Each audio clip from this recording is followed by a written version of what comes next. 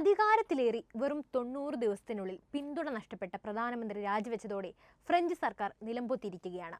ഇതോടെ 1962 ശേഷം അവിശ്വാസ പ്രമേയത്തിലൂടെ പുറത്താക്കപ്പെടുന്ന ആദ്യത്തെ പ്രധാനമന്ത്രിയായി മാറിയിരിക്കുകയാണ് മൈക്കൽ ബാർനിയർ. ഫ്രാൻസിന്റെ പ്രധാനമന്ത്രിയായി ബാർനിയർ ചുമതലയേറ്റപ്പോൾ യൂറോപ്യൻ രാഷ്ട്രത്തെ രക്ഷിക്കാനായി അദ്ദേഹത്തിന് കഴിയുമെന്ന് വിശ്വസിക്കപ്പെട്ടിരുന്നു. ആ വിശ്വാസത്തിന്റെ മേലാണ് നിലവിൽ കരിനിഴൽ വീണിരിക്കുന്നത്. എന്താണ് ഫ്രാൻസിൽ സംഭവിക്കുന്നത്? നമുക്ക് വിശദമായി തന്നെ പരിശോധിക്കാം. ഫ്രാൻസിലെ രാഷ്ട്രീയ പ്രതിസന്ധി തന്റെ സ്ഥാനത്തെയും പിടിമുറക്കാൻ തുടങ്ങിയതോടെ ആ രാജ്യം ഒട്ടുക്കെ തന്നെ ആടി ഉലഞ്ഞിരിക്കുകയാണ്. 574 അംഗ പാർലമെന്റിൽ അവതരിപ്പിച്ച അവിശ്വാസ പ്രമേയത്തെ 331 പേരാണ് അനുകൂലിച്ച് വോട്ട് ചെയ്തത്. ബാർനിയറെ പുറത്താക്കാൻ 288 വോട്ടുകൾ മാത്രമായിരുന്നു ആവശ്യം. ഫ്രാൻസിനെയും ഫ്രഞ്ച് ജനതയെയും സംരക്ഷിക്കുന്നതിനായിരുന്നു തന്റെ പാർട്ടി പ്രമേയത്തെ അനുകൂലിച്ച് വോട്ട് ചെയ്തതെന്ന് തീവ്ര വലതുപക്ഷ പാർട്ടിയായ നാഷണൽ റാലി പാർട്ടി നേതാവ് മാരിൻ ലീ പെൻ പറഞ്ഞു. വെറും 3 മാസങ്ങൾക്ക് മുൻപ് മാത്രം സെപ്റ്റംബർ 5-നായിരുന്നു ഫ്രഞ്ച് പ്രധാനമന്ത്രി അധികാരമേറ്റത്. 2016 റഫറൻഡത്തിന് ശേഷം ബ്രിട്ടനിൽ അധികാരത്തിൽ വന്ന വിവിധ പ്രധാനമന്ത്രിമാരുമായി ബ്രെക്സിറ്റ് ചർച്ചകൾക്ക് ചുക്കാൻ പിടിച്ച വ്യക്തിയായിരുന്നു ബാർനിയർ. മുൻ ബ്രെക്സിറ്റ് നെഗോഷിയേറ്ററായ ബാർനിയർ പ്രത്യേക അധികാരങ്ങൾ ഉപയോഗിച്ച് വോട്ടെടുപ്പില്ലാതെ സാമൂഹിക സുരക്ഷാ ബജറ്റ് നിർബന്ധമാക്കാൻ തീരുമാനിച്ചതിന് പിന്നാലെയാണ് ഈ നീക്കമുണ്ടായത്. എന്നാൽ ബാർനിയറിന്റെ ഈ തീരുമാനത്തോട് കടുത്ത എതിർപ്പ് ഉന്നയിച്ച് തീവ്ര വലതുപക്ഷ ഇടതുപക്ഷ പാർട്ടികൾ ഇതിനെതിരെ ഒരു അവിശ്വാസ പ്രമേയം സമർപ്പിക്കാൻ തീരുമാനിക്കുകയായിരുന്നു. കഴിഞ്ഞ ദിവസം പാസായ അവിശ്വാസ പ്രമേയം ഫ്രാൻസിൽ ഒരു രാഷ്ട്രീയ നിശ്ചലാവസ്ഥ കൊണ്ടുവന്നിരിക്കുകയാണ്. ഒരു വൻ സാമ്പത്തിക പ്രതിസന്ധിക്ക് ഇത് കാരണമായേക്കാമെന്ന് പ്രവചിച്ചവരുമുണ്ട്. ഫ്രാൻസിന്റെ ചരിത്രത്തിൽ തന്നെ ഏറ്റവും കുറവ് കാലം ഭരിച്ച സർക്കാർ ആയിരിക്കുകയാണ് ഇതോടെ ബാർനിയർ സർക്കാർ. 3 മാസത്തിൽ താഴെ മാത്രമാണ് അദ്ദേഹത്തിന് പ്രധാനമന്ത്രി സ്ഥാനത്ത് തുടരാൻ സാധിച്ചത്. ഫ്രാൻസിന്റെ സാമ്പത്തിക പരാധീനതകൾ മറികടക്കുന്നതിനായി പൊതു ചെലവുകളിൽ കുറവ് വരുത്തിയും നികുതി വർദ്ധിപ്പിക്കുകയും ചെയ്തുകൊണ്ടുള്ള അടുത്ത വർഷത്തേക്കുള്ള ബജറ്റ് പാസ്സാക്കാൻ കഴിയാതെ വന്നതോടെയാണ് അവിശ്വാസ പ്രമേയം വന്നത്. മൊത്തം സമ്പദ്ഘടനയുടെ 6% വരുന്ന രാജ്യത്തിന്റെ സാമ്പത്തിക കമ്മി നികത്തുന്നതിനായിട്ടായിരുന്നു ഈ നടപടികൾ ആവശ്യമായി വന്നത്. യൂറോപ്യൻ യൂണിയൻ നിശ്ചയിച്ച ധനക്കമ്മിയുടെ ഇരട്ടിയോളം വരുന്നത്. കഴിഞ്ഞ വേനൽക്കാലത്ത് നടന്ന തിരഞ്ഞെടുപ്പിലൂടെ സംജാതമായ തൂക്ക പാർലമെന്റിൽ ബജറ്റ് പാസ്സാക്കാനാകാതെ വന്നതോടെ പ്രസിഡൻഷ്യൽ ഡിക്രി വഴി അത് പ്രാബല്യത്തിൽ വരുത്തുമെന്ന് ബാർനിയർ പറഞ്ഞിരുന്നു. ജനാധിപത്യത്തെ അവഗണിക്കുകയും ഒരു സ്വേച്ഛാധിപതിയെ പോലെ ഭരണം നടത്തുകയുമാണെന്ന് ആരോപിക്കപ്പെടുന്ന മാക്രോണിന്റെ സമയത്ത് ഇത്തരം ഡിക്രികൾ ഇതിനു മുൻപും ഉണ്ടായിട്ടുണ്ട്. പക്ഷേ ഇതിൽ ആരുടെ പക്ഷമാണ് ശരി, അല്ലെങ്കിൽ ആരുടെ പക്ഷമാണ് തെറ്റ്? ഒരു അട്ടിമറി ശ്രമമായിരുന്നോ ഇത്? നമുക്കൊന്ന് വിശദമായി തന്നെ മനസ്സിലാക്കാം. അതിനാദ്യം ആരാണ് മൈക്കൽ ബാർനിയർ എന്ന് നമ്മൾ അറിഞ്ഞിരിക്കണം. 73-കാരനായ മൈക്കൽ ബാർനിയർ ഫ്രഞ്ച് രാഷ്ട്രീയത്തിന് അപരിചിതനല്ല. സെപ്റ്റംബറിൽ അദ്ദേഹത്തെ പ്രധാനമന്ത്രിയായി കൊണ്ടുവന്നത് മാക്രോൺ ആണെങ്കിലും അദ്ദേഹത്തിന് രാഷ്ട്രീയ രംഗത്ത് മുൻ പരിചയമുണ്ട്. മുമ്പ് ബാർനിയർ ബ്രസൽസിൽ വിദേശകാര്യമന്ത്രിയായും 2 തവണ യൂറോപ്യൻ യൂണിയൻ കമ്മീഷണറായും സേവനം അനുഷ്ഠിച്ചിട്ടുണ്ട്.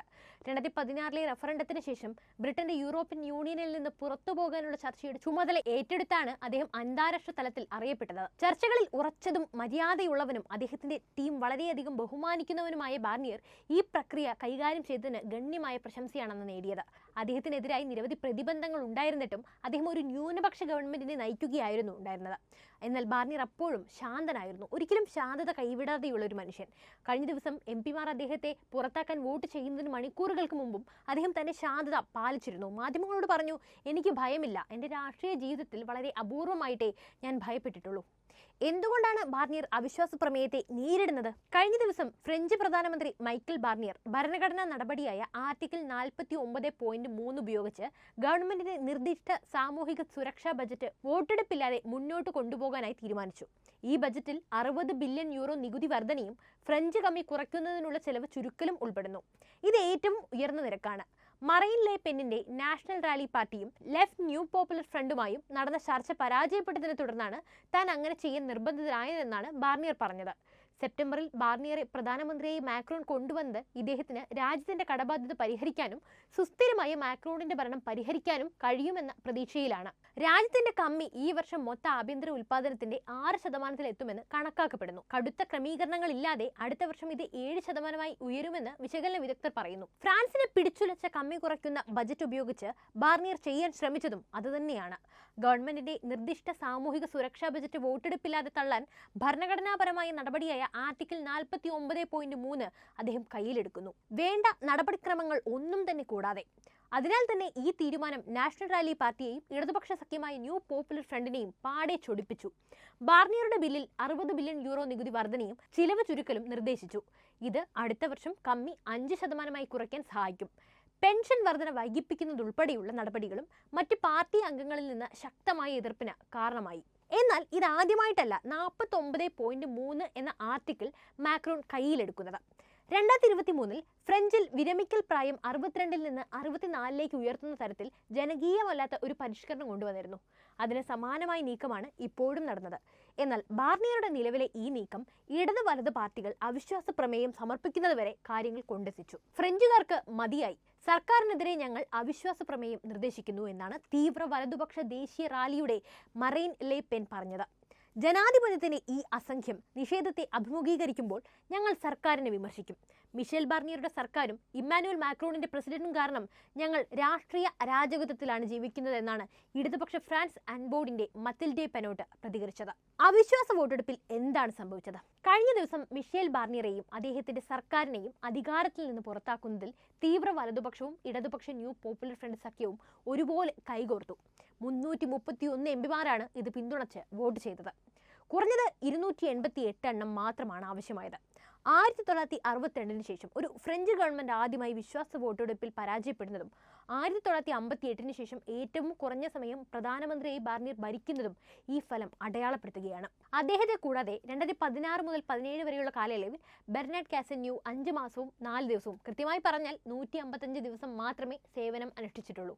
എന്നിരുന്നാലും ഫ്രഞ്ച് പ്രസിഡന്റ് ഫ്രാങ്കോയിസ് ഹോളണ്ട് 2ാം ടൈമിലേക്ക് മത്സരിക്കില്ലെന്ന് പ്രഖ്യാപിച്ചതിനാൽ തന്റേത് ഹ്രസ്വകാലമാകുമെന്ന് അദ്ദേഹത്തിന് അറിയാമായിരുന്നു. അടുത്തതായി ഇനി എന്താണ് ഫ്രാൻസിൽ സംഭവിക്കാൻ പോകുന്നത്? ഇപ്പോൾ എല്ലാ കണ്ണുകളും ഫ്രഞ്ച് പ്രസിഡന്റ് ഇമ്മാനുവൽ മാക്രോണിലേക്ക് തിരിഞ്ഞിരിക്കുകയാണ്. പാർലമെന്റിൽ വലിയ പിന്തുണയില്ലാത്ത സമയത്ത് പുതിയ പ്രധാനമന്ത്രിയെ നിയമിക്കുക എന്നത് അദ്ദേഹത്തിന് ബുദ്ധിമുട്ടുള്ള കാര്യമാണ്. 2027 വരെ അദ്ദേഹം പദവിയിൽ തുടരേണ്ടതുണ്ടെങ്കിലും നിരവധി പേർ അദ്ദേഹത്തെ സ്ഥാനമൊഴിയണമെന്ന് ആവശ്യപ്പെടുന്നുണ്ട്. പക്ഷേ മാക്രോൺ അത് കേൾക്കുമോ എന്നറിയില്ല. കഴിഞ്ഞ ദിവസം ഫ്രഞ്ച് ജനതയുടെ വിശ്വാസത്തെ മാനിക്കുമെന്ന്, എന്റെ കാലാവധിയുടെ അവസാന നിമിഷം വരെ രാജ്യത്തെ സേവിക്കുമെന്നും അദ്ദേഹം പറഞ്ഞിരുന്നു. എന്തായാലും കാലാവധി അവസാനിക്കും മുമ്പേ പാർലമെന്റ് പിരിച്ചുവിട്ട് തിരഞ്ഞെടുപ്പ് നടത്താനുള്ള ഫ്രഞ്ച് പ്രസിഡന്റ് ഇമ്മാനുവൽ മാക്രോണിന്റെ മറ്റൊരു കൈവിട്ട കളിക്ക് ഇനി അവസരമില്ല. അതായത് നിലവിലെ രാഷ്ട്രീയ അനിശ്ചിതത്വവും പ്രക്ഷോഭവും ആഴ്ചകളോ മാസങ്ങളോ പോലും നീണ്ടു നിൽക്കാൻ സാധ്യതയുണ്ട്. എന്നാൽ മാക്രോൺ സ്വയം രാജിവെക്കുന്ന പക്ഷം അത് മറ്റൊരു പ്രസിഡന്റ് തിരഞ്ഞെടുപ്പിന് കാരണമായേക്കാം. അതേസമയം നിലവിലെ സാഹചര്യത്തിൽ 2027 വരെ മാക്രോണിന്റെ ഓഫീസിൽ തുടരാനുള്ള സാധ്യത വളരെ കുറവുമാണ്. ഫ്രാൻസിനെ സംബന്ധിച്ചിടത്തോളം PM ബാർണിയറുടെയും അദ്ദേഹത്തിന്റെ സർക്കാരിന്റെയും തകർച്ച രാജ്യത്തിന്റെ സമ്പദ് വ്യവസ്ഥയെ ഇതിനകം തന്നെ പ്രതിസന്ധിയിലാക്കിയിട്ടുണ്ട്.